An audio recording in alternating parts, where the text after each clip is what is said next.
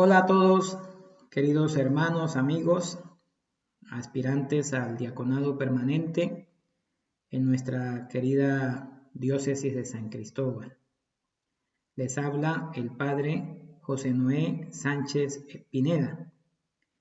Y en esta clase, en esta oportunidad, pues vamos a compartir un poco el tema de la teología de los sacramentos en el derecho canónico.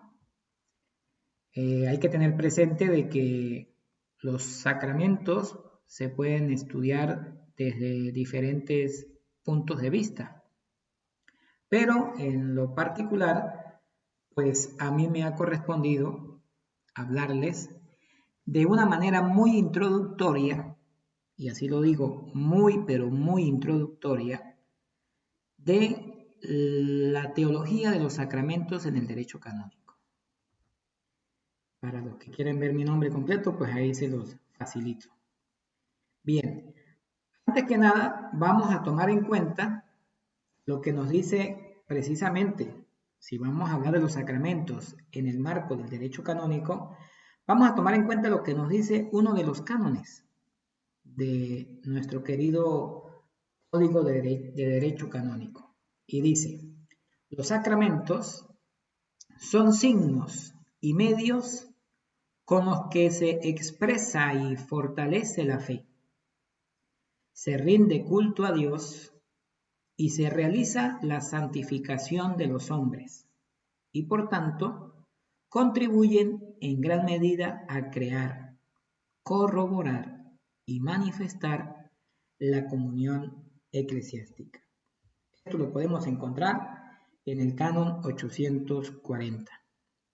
Para aquellos que se preguntan qué significa esas 3 letras en mayúscula, pues se los digo para que se vayan familiarizando. Esa es la abreviatura del Código de Derecho Canónico. Lo que pasa es que los documentos oficiales, los documentos de la Iglesia, siempre se citan en latín. Entonces eso significa, que los digo así para que se familiaricen, para que les suene la música, como dicen, Codex Iuris Canonis, Código de Derecho Canónico. Pero bueno, dejemos la abreviatura y centrémonos un poco, amigos, hermanos, en esto que nos regala el canon 840, que dicho sea de paso, forma parte de uno de los cánones introductorios a los sacramentos en el derecho canónico. Y entonces, si vamos viendo detenidamente cada una de las palabras que se señalan, pues dice, primero que nada, que los sacramentos, y si ustedes se fijan, pues ahí puse 3 puntitos, porque para no hacer tan larga la lámina, el canon dice muchas cosas más, como por ejemplo, que fueron instituidos por Jesucristo y dados a la iglesia, y por eso lo puse así, como para abreviar un poco, pero fíjense que los sacramentos, que ya sabemos que son instituidos por nuestro Señor Jesucristo, son signos y medios, es decir, son mecanismos, pero también son formas de manifestar a cada uno de nosotros la ayuda con la que se puede expresar, manifestar la fe. Pero la fe no solamente hay que expresarla, la fe también hay que fortalecerla. ¿Y cómo se fortalece la fe? Pues precisamente en la vivencia y en la práctica de la vida cristiana y también en la práctica de los sacramentos instituidos por nuestro Señor Jesucristo. Porque precisamente con los sacramentos, que son signos y medios, se va expresando, ¿sí? Vamos manifestando aquello en lo que creemos y a la vez vamos fortaleciendo. Esa misma fe que vamos dando, que vamos transmitiendo, también se va fortaleciendo en cada uno de nosotros. Y en la medida en que vamos nosotros manifestando la fe y la vamos fortaleciendo, pues también al mismo tiempo vamos dando culto a Dios. ¿sí? Se rinde culto a Dios. Recuerden una de las frases de nuestro Señor Jesucristo, donde dice que se dará culto en espíritu y en verdad. Dar culto a Dios con nuestra vida, con nuestro testimonio de vida, con nuestra santidad de vida. Se rinde culto a Dios y al dar culto a Dios, ¿sí? Que no es solamente echar incienso, no. Se va santificando nuestra vida. Por eso se dice, y se realiza la santificación de los hombres, contribuyendo en gran medida a crear, ¿verdad? Donde no la haya, a corroborar, es decir, a confirmar y expresar o manifestar la comunión eclesiástica. Porque entre todos nosotros, pues tiene que haber eso, la comunión eclesiástica. No podemos andar los sacerdotes por un lado, el obispo por otro lado, los laicos por otro lado. No. Todos tenemos que estar unidos en comunión. Bien, vamos a ver así muy someramente de qué va a tratar la temática de esta clase que quiero compartir con ustedes, que quiero facilitarles a ustedes. No se me asusten con el primer título, que tranquilos, todo tiene solución. Entonces, en un primer momento vamos a hablar un poco del título del libro en el cual se hace mención a los sacramentos dentro del Código de Derecho Canónico.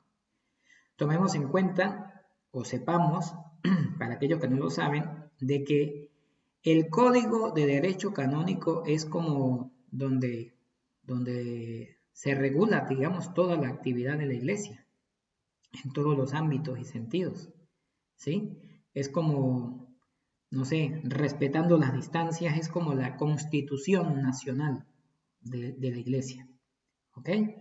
Entonces, perdón, el código se compone de 7 libros, así como decimos nosotros que la Biblia se compone de 73 libros, ¿no? 46 en el Antiguo y 27 en el Nuevo. Bueno, el Código de Derecho Canónico se compone de 7 libros. Y uno de esos libros, concretamente el cuarto, se llama, así como aparece este título, De Ecclesiae Munere Sanctificandi. ¿Okay? Recuerden que les dije en la lámina anterior de que los documentos de la Iglesia se escriben o sus nombres se escriben en latín. Ya tranquilo, ya cuando veamos propiamente el título del libro, vamos a explicar qué traduce eso. Tranquilos. Luego vamos a hablar también del contexto y sistemática del libro de la función de santificar. Después, las novedades más notables. Y, en cuarto lugar, los cánones y las normas litúrgicas. Luego, en un quinto lugar, los cánones preliminares. Y finalmente, los cánones introductorios a los sacramentos. Esta temática de esta clase está fundamentada, y lo digo desde ya, está fundamentada en el cuarto libro del Código de Derecho Canónico, porque no pudiéramos hablar de los sacramentos en el Código sin hacer mención, obviamente, al libro que habla precisamente de eso. No solamente de los sacramentos, sino de otras cosas más. Acuérdense que también decía en el canon 840 que veíamos hace un momento, de dar culto a Dios. Bueno, sin más preámbulos, vámonos entonces con el primer punto, de Ecclesiae Munere Sanctificandi. Ese es el nombre, así se llama el libro, como ya les decía. Ese es el nombre que recibe el cuarto libro del Código de Derecho Canónico. ¿Y qué traduce? Padre Noé, ¿qué traduce? De la función de santificar de la Iglesia. Repito, traduce de la función de santificar de la Iglesia. Lo que pasa es que el latín tiene una manera muy particular de escribirse, ¿no? A veces no es el mismo sentido nuestro, a pesar de que el latín es la mamá del español, ¿no? Y del francés, y del italiano, y del portugués. Entonces les decía que así se llama el cuarto libro. Son 7 libros, pero el que nos interesa para esta clase es precisamente el cuarto libro. Y en este cuarto libro, tienen que soñar con el cuarto libro del Código de Derecho Canónico, ¿ok? Y en este cuarto libro es donde se regula, todo lo relacionado con el culto y los sacramentos. ¿Qué nos dice la palabra regula? Bueno, donde se establecen las normas que tienen que ver con el culto y los sacramentos. ¿Por qué? Porque es necesario y es muy importante que exista una normativa. Porque si se supone, que también se lo decía en la lámina anterior, en la lámina de donde aparecía el canon 840, es necesario que todos vivamos la comunión eclesiástica. No es donde yo hago lo que a mí me parece más bonito, o lo que a mí me gusta, o que yo tengo que hacer así, y no importa que otro lo haga de otra forma. No. Las cosas tienen que tener un orden, una disciplina, unas normas, para que pueda tributarse el culto a Dios, ¿sí? Como debe ser. Y ese culto debe tributarse en comunión con toda la iglesia. Si ustedes se dan cuenta, normalmente, por ejemplo, los domingos, por decir un día, la misa que dice el Santo Padre en Roma, aunque la diga en italiano, es la misma misa que puede decir un sacerdote en Venezuela, ¿sí? El párroco de Abejales, por ejemplo, que es mi pueblo querido. El mismo color de ornamento, por ejemplo, ahora estamos en el tiempo ordinario, al momento de grabar esta clase, y las mismas lecturas y la misma oración, en fin. Entonces, porque todo eso tiene una normativa, tanto litúrgica como también canónica. Bien, la función de santificar. ¿Y por qué el libro se llama de la función de santificar? Bueno, porque la función de santificar es una de las misiones de Cristo y que Él ha encomendado a la iglesia. ¿Cuáles son las misiones de Cristo? La función de enseñar y de santificar. Y esa misión de enseñar también, que es el libro tercero del Código, es la predicación. Acuérdense del mandato misionero, ¿sí? Al final del Evangelio, ir por todo el mundo, o vayan por todo el mundo y prediquen el Evangelio. Entonces, la función de santificar es una de las misiones de Cristo que Él ha encomendado a la iglesia. Esta función sacerdotal de Cristo tiene dos aspectos. Uno fundamental o radical, que es el de dar culto a Dios, porque, a ver, la función sacerdotal está enmarcada dentro de la función de santificar. ¿Sí? ¿Por qué? Ya lo decía, porque tiene dos aspectos. Uno que es el de dar culto a Dios, ya lo decía nuestro Señor Jesucristo, hacer la voluntad de mi Padre, dar culto a Dios, adorar a Dios, de orar a Dios, de dar gracias a Dios, ¿sí? Que esa, por cierto, dicho sea de paso, deberían ser los 4 elementos de una buena oración: adorar, ¿sí? Alabar, agradecer, pedir perdón y pedir por nuestras peticiones muy particulares.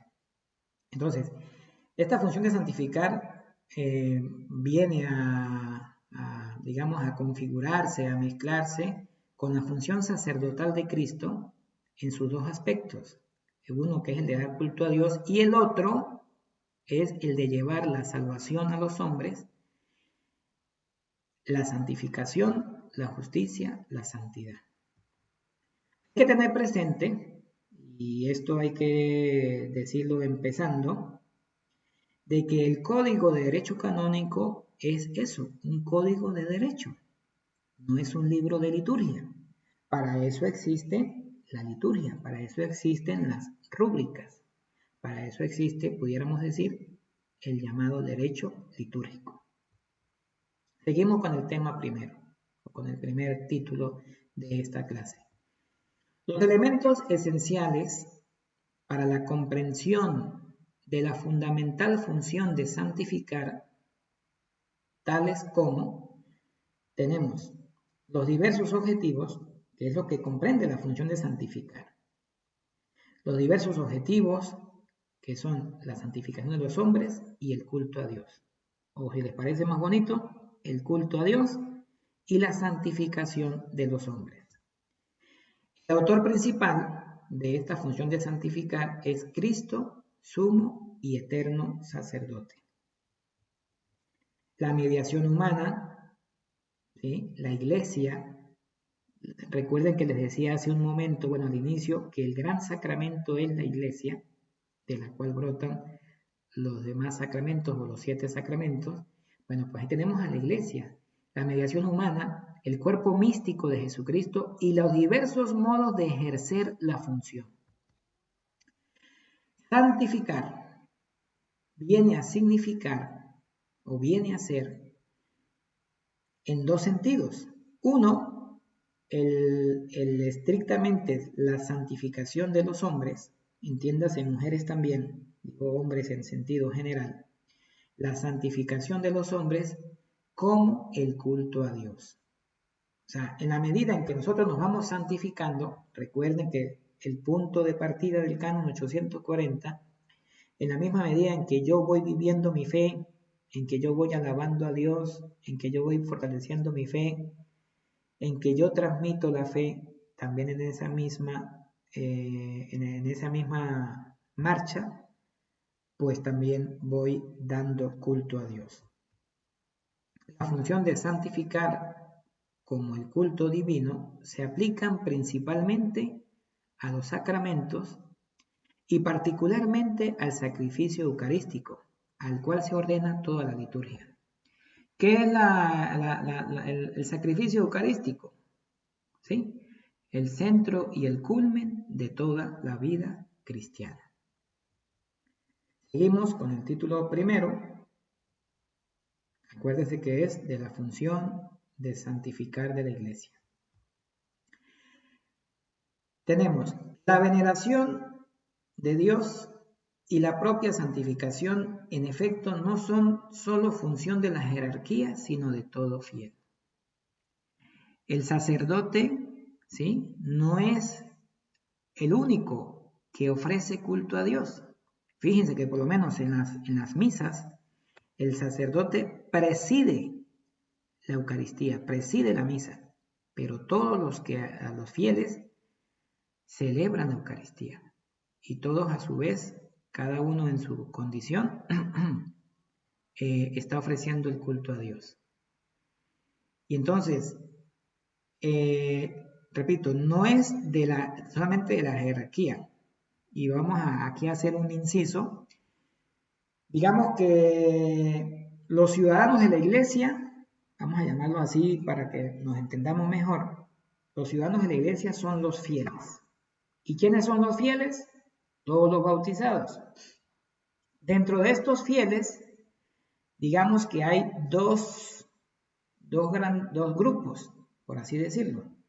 Uno que es muchísimo más grande que el otro, pero igualito son 2 grupos importantes. Uno que es el de los clérigos, que son todos aquellos que han recibido el sacramento del orden, entiéndase, diácono, presbítero y obispo, y los demás, todos los bautizados, que sería todo lo contrario, sentido contrario, los que no han recibido el sacramento del orden. Bien. Las monjas, por ejemplo, ¿son clérigos? No, porque no han recibido ni recibirán el sacramento del orden. Ustedes, queridos aspirantes a diáconos, hasta el momento no son clérigos. Cuando ya llegue el momento y así lo decida Dios y el señor obispo que los llama, la iglesia que los llama, pues pasarán a formar parte de los clérigos. ¿Vale?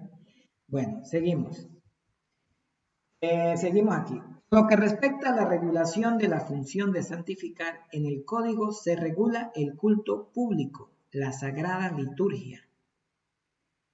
Aquí hay que, digamos, hilar muy fino, porque no hay que confundir las normas que puede establecer el derecho canónico con las normas o rúbricas que se establecen en la liturgia propiamente dicha, ¿sí?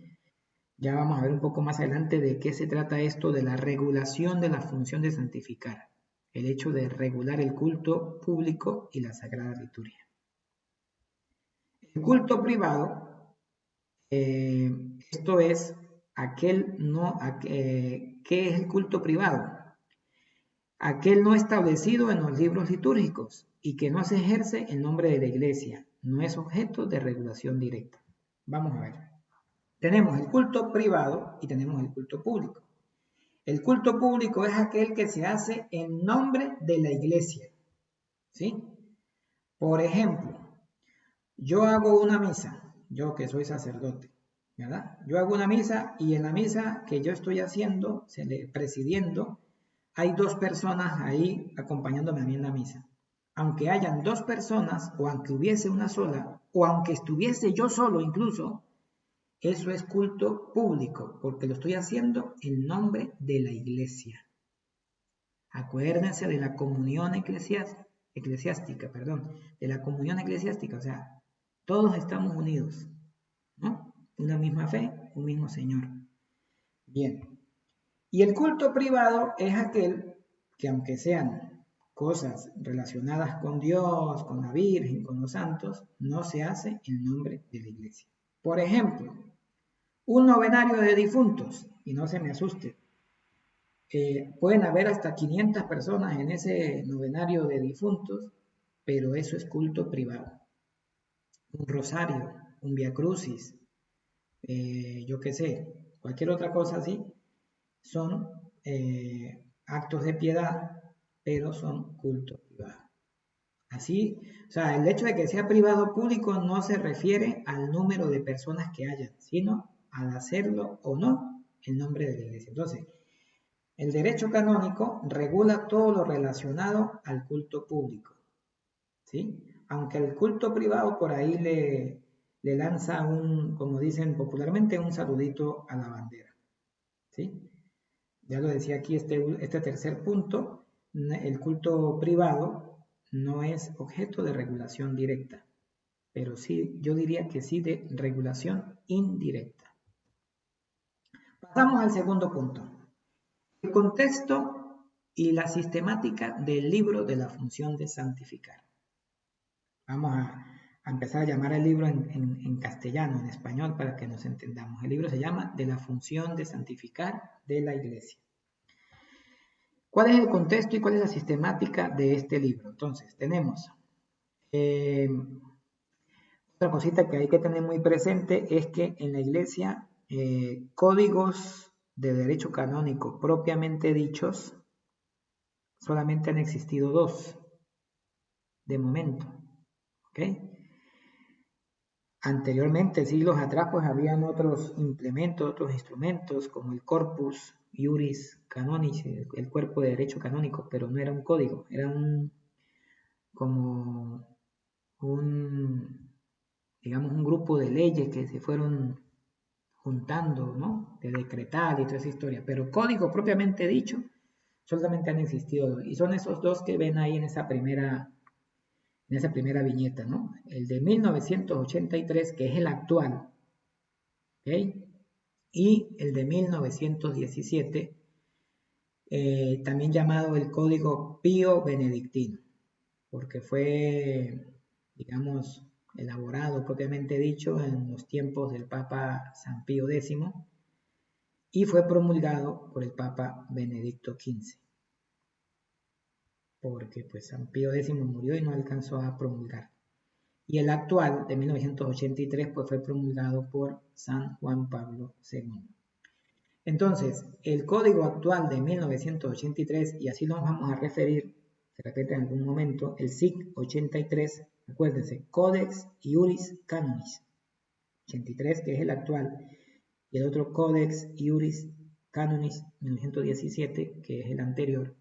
Fíjense que el actual código pues es como un actualizar el código anterior, dejando lo que servía, modificando, bueno, colocándole otras cosas, en fin. Entonces dice que el cuarto libro, que se llama Función de Santificar, ha sido desglosado del tercer libro del Código de 1917. El tercer libro del Código del 17 abarcaba 3 o 4 cosas, o lo que hoy forma parte de 3 o 4 libros del actual código. Y se llamaba precisamente De las Cosas, de Rebus. Se llamaba ese tercer libro del código. En este cuarto libro, ha recibido un título y una nueva sistemática interna, ateniéndose a la eclesiología del Concilio Vaticano II. Recordemos que el Vaticano II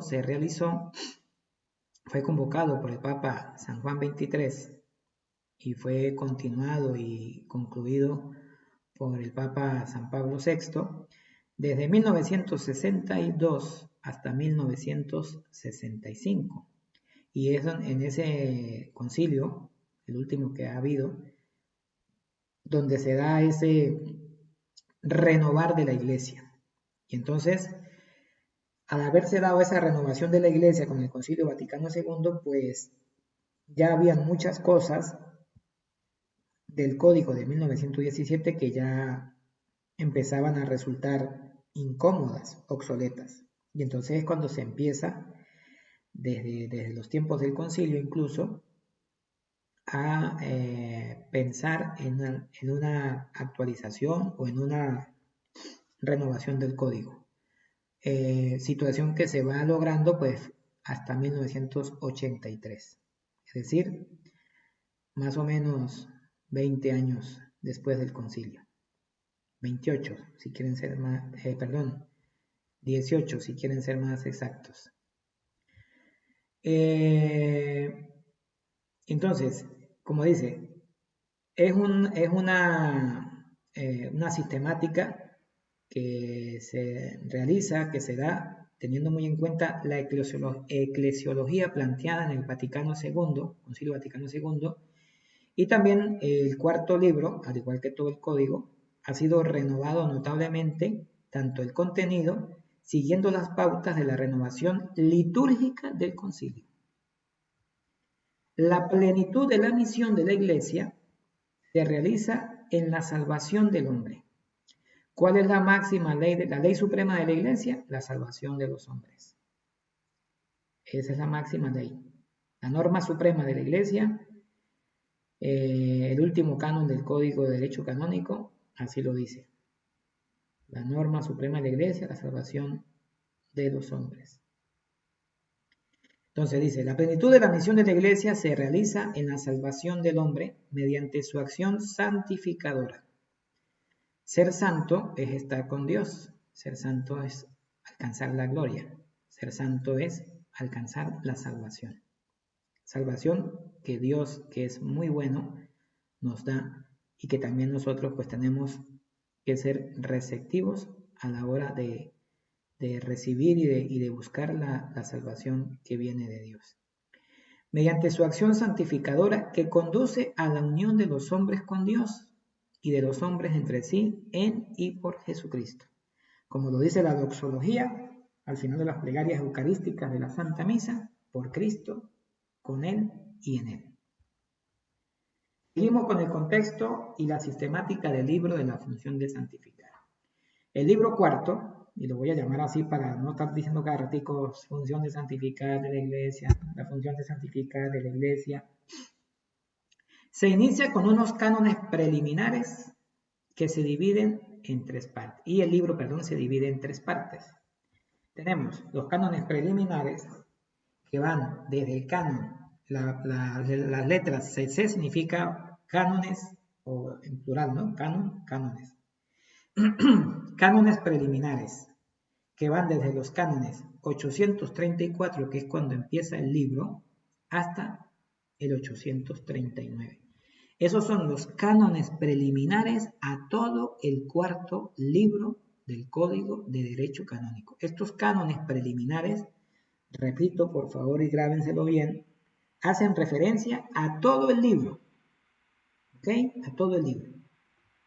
Luego tenemos la primera parte del libro, que es los sacramentos. Vale resaltar aquí que, si ustedes se dan cuenta, dice que va desde el canon 834 al 1165. Pero ojo, ojito. Desde el 834 hasta el 840, justamente, se da una serie de cánones, 7 en concreto, 34, 35, 36, 37, 38, 39 y 40. Se dan 7 cánones que son cánones introductorios a los sacramentos. Esa es una de las novedades que tiene el actual Código de Derecho Canónico. Ahí están, los cánones introductorios, que son generales y comunes a todo el libro, 834 al 839. Bueno, en realidad es hasta el 840. Me perdonan ese error ahí, pero es hasta el 840. Y luego tenemos, tenemos, repito, rectifico, tenemos los cánones introductorios que son los mismos, o sea, los cánones introductorios se dividen en dos grupos. Un primer grupo que son los preliminares, que ya lo decíamos en el primer renglón, ahí está la letra A, que son del 834 al 839, que son cánones introductorios a todo el libro, repito, ¿sí? Y luego tenemos unos cánones introductorios, que es lo que les decía hace un momento, a los sacramentos, que son del 840 al 848. O sea, toda la parte de sacramentos del libro empieza incluso con los mismos cánones preliminares del mismo libro. ¿Por qué? Porque en esos cánones preliminares del mismo libro hace alusión a los sacramentos y también hace alusión a las otras partes del libro que no habla de los sacramentos, sino por ejemplo de los sacramentales o de los lugares de culto, ¿sí? Etcétera. Porque ya le digo, son generales que abarcan los cánones preliminares 834 al 839, tocan a los sacramentos y tocan a las demás partes del libro. Mientras que los sacramentos propiamente dichos, que son desde el 840 al 848, sí son relacionados con ese introducir a los 7 sacramentos.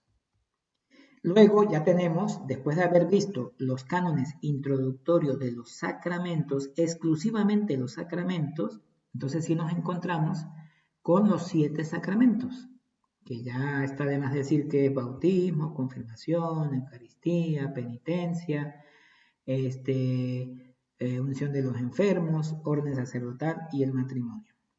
Eso están contenidos desde el 849 hasta el 1165. Propiamente dicho, o sea, si lo vamos a ver en el sentido estricto de la palabra, pudiéramos decir, digamos como a manera de una recapitulación, por así decirlo, diríamos que el libro de la función de santificar, desde el 834, que es el primer canon del libro, hasta el 1165, habla de los sacramentos, teniendo en cuenta que los cánones preliminares, que son a todo el libro, los sacramentos y demás partes del libro, son del 834 al 839, que luego los sacramentos, exclusivamente ellos tienen unos cánones introductorios que son del 840 al 848, y ya luego si nos quedamos en el sentido estricto de la palabra, el libro dedica a hablar de cada uno de los 7 sacramentos desde el 849 al 1165. Seguimos con el contexto y sistemática del libro de la función de santificar. Entonces, tenemos, vamos a retroceder un momentico aquí la lámina, tenemos la parte 1 eran los sacramentos, ¿ok? Aquí debajo de la A mayúscula, parte 1 los sacramentos. Luego tenemos la parte 2, es lo que les decía, los otros actos de culto divino, que van desde el 1166 al 1204. Fijémonos en algo muy importante, fíjense. Desde el 834 al 1165, ahí estamos hablando de más de 200 cánones. ¿Sí? Alguno que le guste la matemática, ahí hay más de 200 cánones. ¿Ok? Hay 231, si quieren más precisión. Mientras, y esto es dedicado a los sacramentos, ¿ok? Si sumamos los cánones preliminares que son para todo el libro, pero, repito, tocan los sacramentos también. Mientras que la parte 2 ya se reduce la cantidad de cánones que le dedica a los llamados otros actos de culto divino, que serían del canon 1166 al canon 1204, o sea, ni 50 cánones, ni siquiera 50 cánones. 38, para ser más exactos. Entonces, ¿qué tenemos aquí? Tenemos que se encuentran desde el 1166 al 1172 están los sacramentales. Por ejemplo, ustedes, queridos aspirantes a diáconos, ustedes tendrán mucho que ver, por ejemplo, con los sacramentales. Por decir un ejemplo, las exequias. Las exequias son sacramentales. Un entierro, ¿verdad? No es un sacramento, es un sacramental. Por decir un ejemplo. Entonces, ahí se regula lo relacionado a los sacramentales, a las exequias, por ejemplo. La liturgia de las horas dedica desde el 1173 al 1175, es decir, 3, 4 y 5, 3 cánones, no más, que es ese, digamos, ese bonito deber que tenemos los clérigos de rezar la liturgia de las horas. Y las exequias, que aunque es un sacramental, no obstante el código le dedica un apartado muy particular a las exequias, para aclarar, porque si bien es cierto que en el 2.1 se habla de los sacramentales a manera general, no obstante, en el 2.3 se quiere precisar más, para aclarar mucho más las cosas, dando normativas sobre la celebración de las exequias. No desde el punto de vista litúrgico solamente, sino desde el punto de vista canónico. Y luego también tenemos el culto de los santos y de las reliquias. Ahora que, pues, me imagino que está bastante sonado esto de la reliquia de nuestro querido doctor José Gregorio Hernández, beato, pues bueno, ahí se habla algo de cómo debe ser el culto a los santos y a las reliquias. O sea, fíjense que son pocos los cánones que va dedicando a cada uno de estos apartados. Mire, ya tenemos 4 elementos ahí y, repito, no llega a los 38 cánones el hecho de esta segunda parte del cuarto libro del Código de Derecho Canónico. Y tenemos en un quinto lugar el voto y el juramento. Fíjense que hasta eso lo regula, que es el voto. Pero el voto no es cuando vamos a elegir al presidente o al alcalde o al gobernador o al concejal, no, es el voto religioso, ¿no? Acuérdense que los votos están el de pobreza, el de castidad, el de obediencia y otros por ahí que a manera privada también se puede hacer. Y el juramento, fíjense que el pecado contra el juramento se llama perjurio. La tercera parte del libro regula lo relacionado a los lugares y los tiempos sagrados. Por ejemplo, un lugar sagrado es un cementerio, una iglesia, un oratorio, ¿sí? Y los tiempos sagrados, pues, los tiempos litúrgicos también, la cuaresma, el adviento, las fiestas de precepto, en fin. Nota muy importante para que lo tengan en cuenta. En el libro cuarto, que se llama Función de Santificar, se contiene ante todo la disciplina de los sacramentos como los más importantes actos de culto público, y en segundo lugar se regulan los otros actos de culto y se dan unas simplificadas disposiciones, fíjese que muy someramente, ¿verdad? Son pocos los cánones que se dedican, simplificadas disposiciones sobre los lugares y los tiempos sagrados. Bien, novedades más importantes, no más notables en cuanto a este cuarto libro del derecho canónico. Les decía que el anterior código es de 1917 y que el cuarto libro del código del 83 ha sido desglosado del código, del código 17 en su tercer libro. Y fíjese que el libro tercero del código del 17 estaba dividido en 6 partes. A nosotros nos interesa es la primera, la segunda y la tercera parte de ese tercer libro del código 17. Los cánones referentes a la función de santificar estaban pues contenidos en la primera, segunda y tercera parte del libro del 17, del código del 17. Concretamente, cánones del 17, ojo, 731 al 1153, es decir, más de 400 cánones. Y fíjese que la diferencia de ahora son 200 y tanto, 135 decíamos, ¿no? Bueno, en cuanto al código del 17, la primera parte trataba, ya les dije en el primer párrafo de esta lámina, que lo referente a la función de santificar estaba contenido en la primera, segunda y tercera parte del libro tercero, del código del 17. Bueno, en la primera parte trataba de los sacramentos y era la parte más importante. Ahí están los cánones del 731 al 1153. Se iniciaba con unos cánones generales y terminaba con los cánones sobre los sacramentales, que también lo vimos hace un momento, consagraciones, bendiciones, exorcismos, que también se tratan en el código actual. La segunda parte del libro tercero del código 17 trataba de los lugares y tiempos sagrados. ¿Les suena, verdad? Que también actualmente se conserva. Que era del 1154 al 1254, es decir, 101 cánones ahí.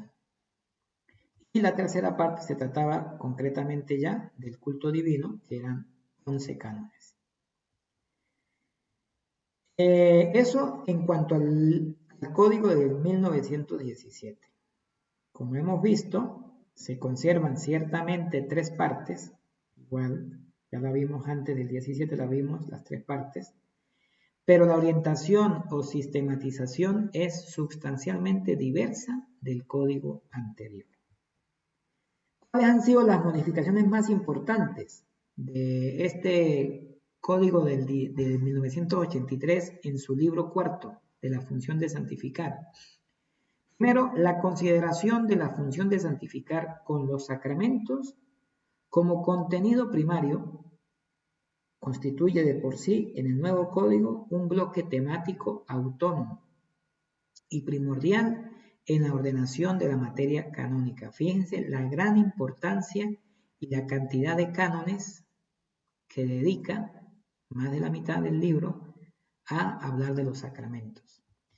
La segunda modificación es la colocación y significado de unos cánones generales sobre el culto divino y especialmente sobre la liturgia.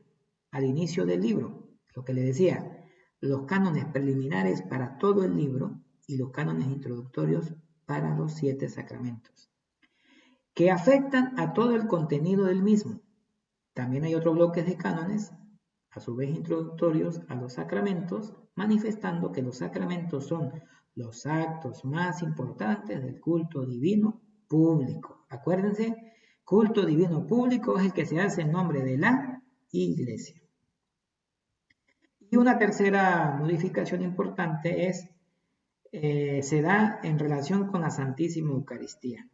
Recordemos que la Santísima Eucaristía es el centro y culmen de la vida cristiana, celebrar la Eucaristía, pero en este caso es al Santísimo Sacramento, expresando con mayor precisión y con mayor claridad los 3 aspectos de la Eucaristía, que son el sacrificio, la cena o comunión y la presencia o adoración. Se habla de esos tres aspectos muy importantes en torno a la Santísima Eucaristía. Vamos con el cuarto título. Espero que no estén todavía fastidiados, pero es que de verdad es muy importante detallar, porque resumir todo esto aquí en unos minutos es bastante cuesta arriba, pero bueno, ahí vamos dándole, lo vamos logrando poco a poco. El cuarto título decíamos que se llama Los cánones y las normas litúrgicas. Este es uno de los apartados más cortitos. Tenemos que la relación de los cánones con la liturgia y la jerarquía de sus normas ha sido fijada en el segundo canon del Código y se encuentra implícito a lo largo de todo el libro. La relación de los cánones, que les decía que el Código no es un libro de liturgia, el Código es un código precisamente. ¿Qué es lo que nos dice el canon 2? Ahí que dice que ha sido fijada en el segundo canon del Código. Dice el libro, el canon 2. Dice, el Código ordinariamente no determina los ritos que han de observarse en la celebración de las acciones litúrgicas.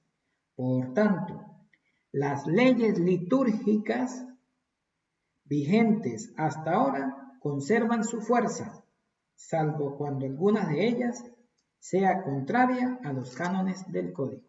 Es decir, el Código respeta la liturgia o los libros litúrgicos siempre y cuando no contradiga lo que establece el actual y vigente Código de Derecho Canónico. Seguimos. Aquí tenemos que el derecho canónico regula las cuestiones disciplinares. Ojo, no las cuestiones litúrgicas, no, sino disciplinares. Cuestiones litúrgicas, ahí tienen los libros litúrgicos. Zapatero a sus zapatos. Establece, primero, regula. Segundo, establece los requisitos para una lícita y válida celebración de los determinados actos de culto, especialmente de los sacramentos. Por ejemplo, se establece que para hacer un bautismo, tiene que ser con agua. No puede ser con whisky, ni puede ser con Coca-Cola, ni puede ser con jugo de naranja. Tiene que ser con agua, para que el bautismo sea válido y sea lícito. ¿Ve? Eso se establece. Eso es ley. Tiene que ser así. Y si no, pues no. Por poner un ejemplo. El óleo de los catecúmenos pues tiene que ser con aceite de oliva. ¿Sí? No puede ser con pomada Sánalo, ni crema Nivea, ni nada de eso. Tiene que ser con aceite, debidamente bendecido o consagrado por el señor obispo en la misa crismal o en otros momentos si lo ameritan las circunstancias. También tenemos que el Código de Derecho Canónico fija la competencia legislativa o de vigilancia, o sea, está ahí con el ojo avisor. Determina los deberes y los derechos de los fieles y de los ministros sagrados en la celebración, administración y recepción de los sacramentos. Les dije que ese era el apartado más cortito. Bueno, ya casi vamos terminando. Tenemos el quinto título, los cánones preliminares. Vamos a hablar un poquito de los cánones preliminares. Acuérdense que les dije que habían dos grupos de cánones al principio del libro cuarto. Los preliminares, que eran para todo el libro, ¿sí? Tocaban los sacramentos, por supuesto. Y luego un segundo grupo del 840 al 848 era... El primero era el 834 al 839 y el segundo grupo, los cánones introductorios a los sacramentos, desde el canon 840 al 848. Pero vamos a ver ahora aquí los cánones preliminares. Son 6 cánones. 834, 35, 36, 37, 38 y 39. 834 al 839. En estos 6 cánones se aclara el título y el sentido del libro. ¿Ok? Se fijan parcialmente algunos conceptos, se explica el modo en que la Iglesia ejercita la función de santificar y se especifican responsabilidades y de competencias en tal ejercicio. Se va aclarando el panorama. Es como la carta de presentación de lo que es el libro Función de Santificar. Estos cánones preliminares son cuestiones de importancia teológica fundamental. Ahí es donde está la teología del derecho canónico en cuanto a el cuarto libro. También vale acotar de que en el código, y esta es una de las novedades que tiene, lo vamos a ver más adelante, antes de hablar de cada sacramento, por ejemplo, va a hablar del bautismo. Bueno, el primer canon que dedica al bautismo es un canon teológico. Va a hablar de la confirmación, igual. La Eucaristía, igual, y así. Puede ser uno o dos cánones introductorios a cada sacramento y que son de teología pura y dura.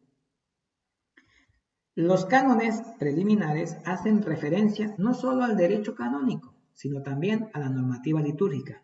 Ya decíamos, su importancia teológica fundamental que tiene al momento de hacer la introducción al libro y a cada uno de los elementos que lo componen. En concreto, ¿cuáles son los temas que tocan así más o menos los cánones preliminares? Tenemos en 834, parágrafo 1, la función de santificar y la liturgia. En 834, parágrafo 2, tenemos el concepto jurídico del culto público. En 835 tenemos el sujeto de la función santificadora. En el canon 836 tenemos el culto cristiano y la fe. En el canon 837 tenemos la liturgia y la iglesia, la comunidad que celebra el sacramento de la unidad. ¿Cuál es el sacramento de la unidad? La iglesia. ¿Okay? El gran sacramento, la iglesia. El canon 838, la regulación de la liturgia. No podemos celebrar cada quien por su lado, no. Hay que atenerse a unas normas, a unas reglas. El canon 839, los otros medios de santificación y culto y la vigilancia del ordinario. Quiero aclararles algo. No sé si en otro momento alguien les aclarará esto, el padre Aldana, por ejemplo, Gabriel Aldana, no sé. Por ejemplo, cuando se habla de ordinario, así con O mayúscula, hace referencia al obispo, hace referencia al vicario general, hace referencia al vicario episcopal, y en el caso de los religiosos, hace referencia al superior mayor o general y el superior provincial. Cuando dice ordinario de lugar, es obispo, vicario general, vicario episcopal. Y cuando dice obispo, pues el obispo. Pero tengamos en cuenta. Bueno, ahora vamos con el último tema de esta clase. Vamos a ver si no paso de la hora. Llevo 53 minutos. Tenemos los cánones introductorios a los sacramentos, que es lo que les decía, del 840 al 848. En estos cánones introductorios a los sacramentos se busca regular algunas cuestiones que afectan a todos, escuchen bien, a todos o a distintos sacramentos. Estos cánones se trata en parte de cuestiones doctrinales que recogen lo sustancial de la teología sacramental conciliar, pero también de cuestiones disciplinares o jurídicas. Les voy a decir algo, miren, el Código de Derecho Canónico es llevar a términos jurídicos lo establecido o lo dicho por el Concilio Vaticano II. Más o menos así. O quizás voy a decir algo más, ¿no? Es como llevar a términos jurídicos cuestiones de teología también. Pero siempre en comunión. No es que cada quien por su lado. En la exposición de los sacramentos, el código sigue un esquema que se repite en cada uno de ellos, haciendo excepción del sacramento del matrimonio, que tiene una estructura más propia. De por sí, el sacramento del matrimonio es el sacramento al cual se le dedican más cánones en el cuarto libro del Código. Y en los cánones introductorios se exponen los presupuestos doctrinales teológicos del sacramento. Si queremos ver la teología canónica, por llamarlo así, de los sacramentos, o en cuanto a derecho en los sacramentos, vayámonos a los cánones introductorios a los dichos de los sacramentos, 840 al 848. Y también en los cánones introductorios se exponen los presupuestos doctrinales teológicos del sacramento en uno o varios cánones. O sea, cada sacramento tiene una introducción o un canon teológico que lo introduce. Al tratar cada uno de los sacramentos, se introduce, es lo que les decía hace un momento, digamos, tenemos el bloque de los 9 cánones que introducen a los sacramentos en general, ¿ok?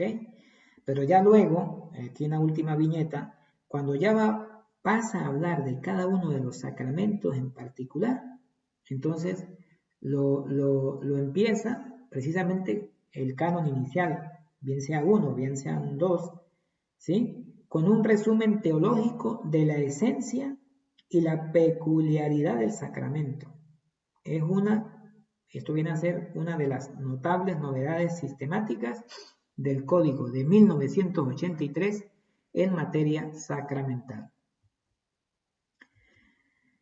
Estos cánones, los introductorios a los sacramentos, sintetizan el sentido y el contenido teológico del sacramento, bien como medio de salvación y santificación del cristiano, bien como realidad eclesial. En estos cánones se describe la situación eclesial en que se encuentra quien ha recibido el sacramento, de tal manera que con ello se pueda manifestar la incidencia de cada uno de los sacramentos en la estructuración de la Iglesia, y al mismo tiempo cómo cada uno de ellos contribuye a manifestar y a corroborar la comunión eclesiástica. ¿Se acuerdan?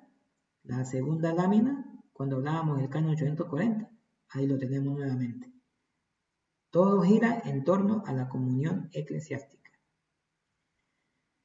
Luego del canon inicial de cada sacramento, se detalla y regula la celebración del sacramento. Se detalla y se regula la celebración del sacramento. Se define y especifica el ministro ordinario. ¿Quién puede bautizar? ¿Quién puede confirmar? ¿Quién puede confesar? ¿Quién puede celebrar la Santa Misa? ¿Quién puede administrar la unción de los enfermos? Me imagino que ustedes, queridos aspirantes a diáconos, sabrán que ustedes podrán, como diáconos, ser los ministros ordinarios del bautismo, ser ministros ordinarios del matrimonio y ser ministros ordinarios de la Sagrada Comunión, mas no de la Eucaristía. No podrán ni confirmar, ni confesar, ni ordenar, ni colocar la unción de los enfermos, por ejemplo. Eso lo dice claramente el canon, el código. Entonces, define y especifica el ministro ordinario y extraordinario del mismo. Y se define el sujeto receptor, su condición, requisitos y disposiciones. Por ejemplo, el ministro ordinario del bautismo, el diácono, el presbítero y el obispo. El ministro extraordinario, cualquier fiel. Ministro ordinario del matrimonio, son los mismos novios. Pero ¿quién asiste al matrimonio? El diácono, ordinariamente, el diácono, el presbítero y el obispo. ¿Quién asiste extraordinariamente? Un laico también, cumpliendo con ciertos requisitos propiamente dicho. Bueno, seguimos. Los cánones introductorios con este tema dice que es necesario recordar que los sacramentos junto a la palabra de Dios son la base de toda la estructura jurídica de la Iglesia. Los sacramentos son acciones de Cristo y de la Iglesia. ¿Recuerdan? Signos que exteriorizan y fortalecen la fe. Visibles, cuya realidad es signo y medio. O ¿Se acuerdan? Canon 840, la segunda lámina de esta exposición. Es decir, instrumento. Materialmente son realidades temporales, limitadas, vulnerables en su utilización como instrumentos en manos de los hombres. Su naturaleza interna, la de los sacramentos, por supuesto, estamos hablando de los sacramentos, su naturaleza interna es expresar y reforzar la fe. Todo esto está sacado del mismo canon con el que comencé esta exposición, el 840. Háganse amigos de ese canon, se lo recomiendo. Su naturaleza interna es expresar y reforzar la fe, transmitida por la palabra, otro de los pilares, rendir culto a Dios y actuar la santificación de los hombres. Cuando hablamos de santificación de los hombres es la santidad propiamente dicha y el dar culto a Dios. Y los sacramentos son acciones físicas visibles, pero expresión de una realidad interna. ¿Cuántas veces las madres le lavan la cabeza a sus hijos, a sus niños, a sus bebés? ¿Pero quedan bautizados? No. O el mismo papá también, ¿no?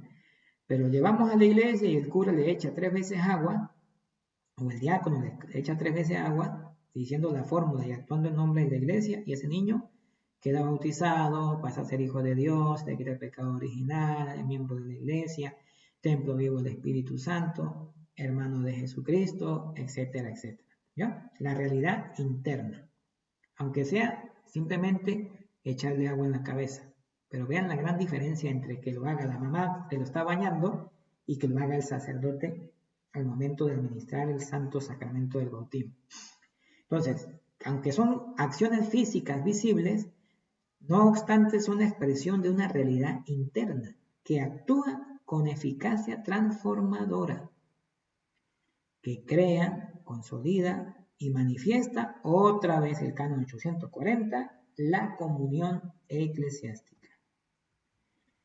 Las cuestiones tratadas en estos cánones en concreto, ya de tanto decir que los cánones introductorios de los sacramentos, ¿cuáles son estas cosas tratadas en los sacramentos? En los cánones introductorios de los sacramentos. En concreto son el signo sacramental y sus exigencias. La jurisdicción sobre los sacramentos. La jurisdicción sobre los sacramentos. Por ejemplo, el párroco de, vamos a ver aquí, vamos a decir la primera parroquia donde yo trabajé, el párroco de San José de Colón, ¿sí? Vamos a decir la segunda parroquia donde yo trabajé, de vicario. No puede ir a hacer un matrimonio en la iglesia Santa Teresa si el párroco de Santa Teresa no le da la debida delegación. ¿Por qué? Porque el párroco de San José de Colón no tiene jurisdicción para celebrar un matrimonio o realizar un matrimonio o asistir a un matrimonio, es la palabra correcta, en otra parroquia que no sea la de él. Si no es por la debida delegación, que bien sea se la dé el señor obispo o se la dé el párroco del lugar, por poner un ejemplo. ¿Vale? Otra cuestión tratada en estos cánones, y lo mismo aplica para los diáconos, los diáconos también, con más razón todavía. El bautismo como puerta de los sacramentos. Sobre el bautismo se va edificando la vida cristiana. ¿Sí? Porque una persona que se confirme y no esté bautizada, pues obviamente esa confirmación pues no vale. Y así con los demás sacramentos. Eso es como que vayamos a hacer una casa y no pongamos el techo, pues no pongamos las columnas. ¿Cómo se tiene el techo? No se puede sostener. La iniciación cristiana, y pues ahí tenemos que los sacramentos de iniciación cristiana son el bautismo, la Eucaristía y la confirmación. Ya luego, me imagino que después de esta clase se irá hablando de los 7 sacramentos. De hecho, a este servidor le corresponde hablar de 2 sacramentos a lo largo de este proceso formativo de cada uno de ustedes. Las obligaciones de los ministros y derechos de los fieles también son tratados en estos cánones introductorios a los sacramentos. La necesidad de la preparación, por eso la insistencia en que incluso para el mismo bautismo, para la confirmación, la catequesis, para la primera comunión, para el santo sacramento del matrimonio, el cursillo prematrimonial, Para el orden sacerdotal, bueno, el seminario, el proceso formativo. Para confesarse, el examen de conciencia, ¿no? Y bueno, de la unción de los enfermos, pues ya es otro nivel, ¿no? Pero sí, o sea, es necesario siempre prepararse, no solamente intelectualmente, de conocer, ¿no? Sino también espiritualmente. La comunicación sacris, esto es un temita pues bastante interesante. Comunicatio in sacris significa la comunicación en lo sagrado, es decir, nosotros católicos que estuviésemos en una tierra, en un país que no hubiese una iglesia católica, ¿qué sacramentos pudiéramos recibir de algunas denominaciones religiosas, como por ejemplo los ortodoxos, que no son católicos? O ellos, si estuviesen en un país católico, ¿qué pudieran recibir de los católicos? ¿Sí? Entonces, de eso trata.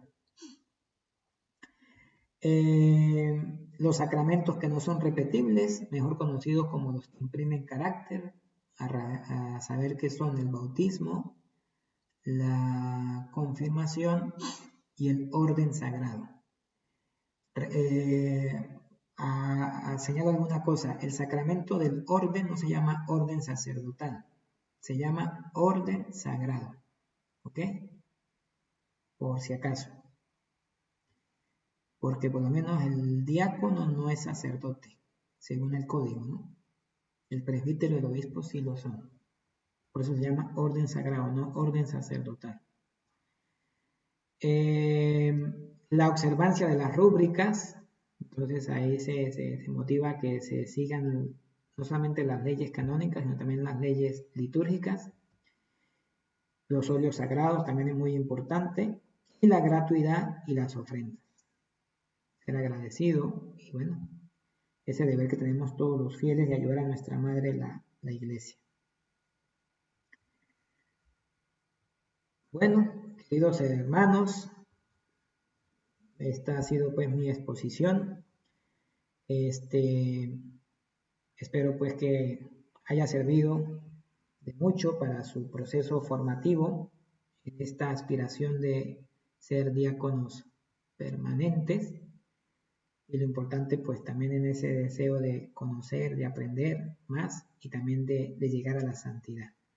Y quisiera despedirme pues con una frase del Papa Francisco que dice: en la Eucaristía y en los demás sacramentos experimentarán la íntima cercanía de Jesús, la dulzura y la eficacia de su presencia. No encontrarán a Jesús en un inalcanzable trono alto y elevado, sino en el pan y vino eucarísticos. Y su palabra no hace vibrar las paredes, sino las fibras del corazón. Papa Francisco. Muchas gracias a todos ustedes, hermanos, por su atención. Y bueno, habló para ustedes el Padre José Noé Sánchez Pineda. Que Dios les guarde y los bendiga. Un abrazo.